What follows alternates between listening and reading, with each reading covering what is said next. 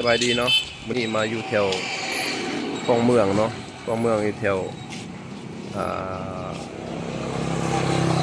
ดงละโศกเนาะเดี๋ยวเขาสิมาเบิ่งกันนะเป็นเฮ็ดตึกใหม่เนาะเทียบคลองเมืองตะกี้เป็นดินว่างเนาะเดี๋ยวนี้มากันมีคนต่างประเทศเป็นมาสัมปทานเนาะเฮ็ดเป็นอาคารเป็นเรียกว่าเป็นวันพักเศร้าเนาะไปเบิ่งนำกันเลยนี่เห็นว่าทุกคนตะกี้บริเวณนี้สิเป็นดินดินว่างเนาะวันนี้มีคนจีนเพิ่นมาสัมปทานเนาะ50 ปีเนาะ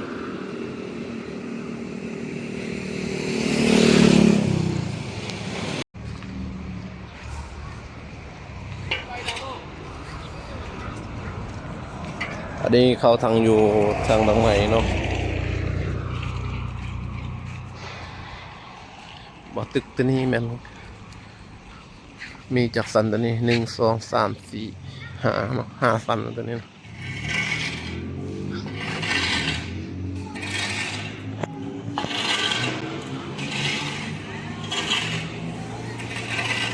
ตึกข้างหน้านี่มี5สันไกลเสียแล้วเลยนี่มีแต่เพิ่นสิโกแล้วก็ตกแต่งภายในกันแล้วนะ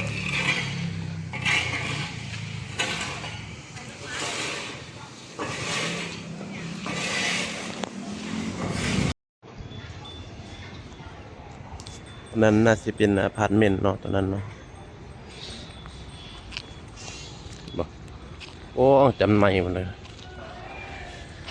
สุดทางเลยคน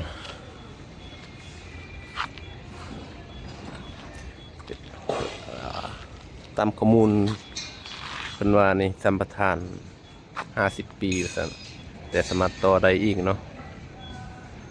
มื้อนี้ก็บรรยากาศดีเนาะเห็นบ่ตึกเป็นอาคาร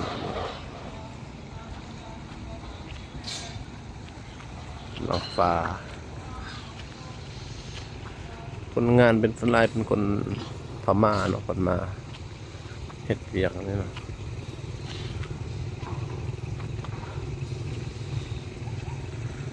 ว่าคนลาวบอกบันไดเนาะเวียกเฮ็ดเวียกเนาะกินเนาะ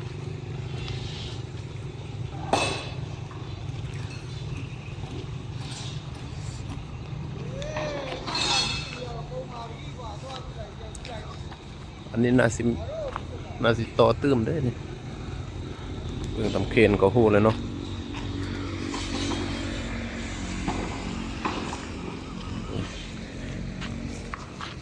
อีกฝั่งนั้นก็ว่างต้องเทื่อปี2026ของเทื่อก็สิมีไม่ทุนมาจัดการอีกแหละ